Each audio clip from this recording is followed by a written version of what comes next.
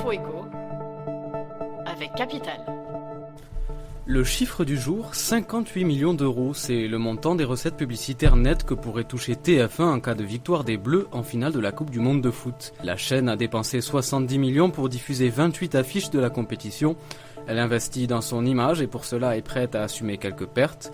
Encore que, selon une autre analyse, elle pourrait obtenir 80 millions d'euros, toutes émissions confondues sur l'ensemble de la compétition. 150 annonceurs ont acheté des créneaux depuis le début, totalisant plus d'1 millier de spots. Ils pensaient pouvoir modifier leurs notes d'anglais en cliquant sur un lien via Twitter. Ils ont été victimes d'un gros coup de com'. La société Sobus a piégé des bacheliers en leur faisant croire qu'il était possible de hacker la plateforme de notation et de modifier les résultats du baccalauréat.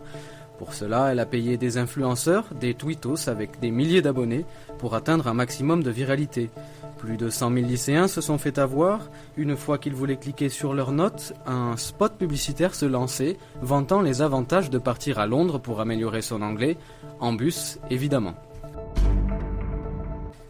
L'hyperinflation continue de saigner les Vénézuéliens. Se payer une boîte de thon coûte aussi cher qu'1 million de litres d'essence. Comptez 1,60 € pour l'un et pour l'autre.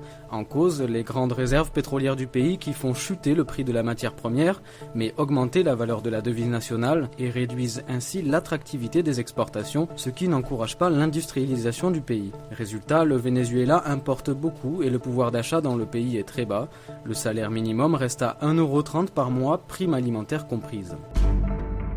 En Ouganda, le président vient d'instaurer une taxe de commérage sur les réseaux sociaux. De l'ordre de 4 centimes d'euros par jour, elle vise à limiter, je cite, les mensonges et les commérages. Résultat, une partie de la population s'est précipitée sur les réseaux de navigation privée pour échapper à la taxe.